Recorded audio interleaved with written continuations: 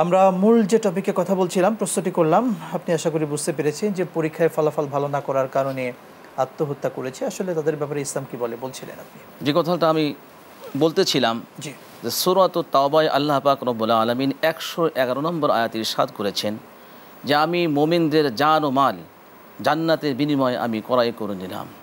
আল্লাহ পাক রব্বুল আলামিন ক্ষণিকের জন্য আমাদের যে জীবন দান করেছেন, এই জীবনটি আমাদের জন্য আমানত। তো এই আমানত সঠিকভাবে রক্ষা হলো যে যিনি মালিক তেনার কাছে ঈমানদারির সাথে এই জীবনকে ফিরিয়ে দেওয়া। জীবন আল্লাহ পাক সৃষ্টি করেছেন, আমরা এ জীবনের মালিক নই।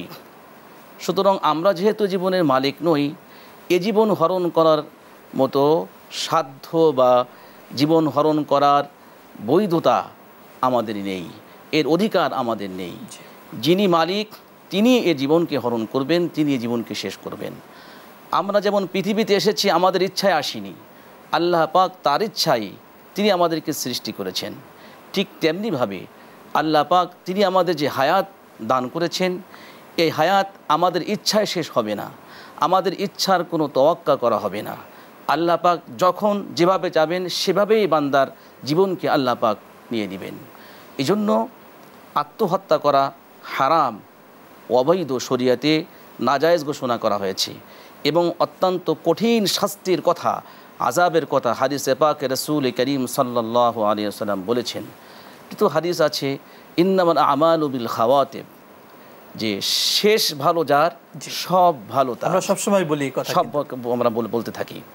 তো যে ব্যক্তির হাদিসে আছে যে ব্যক্তির শেষ পরিণতি তার খাওয়াতেম, তার মৃত্যু যখন যদি তার ভালো আমলের সাথে হয় এবং কালিমাতুত তয়্যিব যদি সে পড়তে পারে, লা ইলাহা ইল্লাল্লাহ মুহাম্মাদুর রাসূলুল্লাহ যদি সে পড়তে পারে, আল্লাহ রসুল বলেন সে জান্নাতে চলে যাবে। সুবহানাল্লাহ।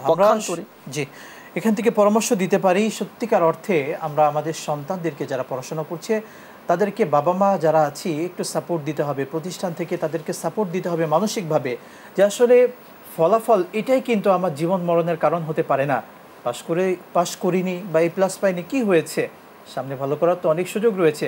কিন্তু এর অর্থ এই নয়, অনেক বাবা মা রয়েছেন সন্তানদেরকে প্রেশার দিয়ে থাকেন কেন তুমি এ প্লাস পাওনি বা কেন তুমি পাশ করেনি। এটার কারণে কিন্তু অনেকে এই জঘন্যতম পথ বেছে নেয়, যেহেতু তারা ছোট, তাদের বুদ্ধিগুলো এখনও পরিপূর্ণ হয়নি। আমাদের উচিত যারা অভিভাবক রয়েছে একটু তাদের পাশে দাঁড়ানো, তাদেরকে সাপোর্ট দেওয়া, মানসিকভাবে তাদেরকে সাপোর্ট দেওয়া এবং বোঝানো। আল্লাহ পাক আমাদেরকে বোঝার তৌফিক দিন, আমিন।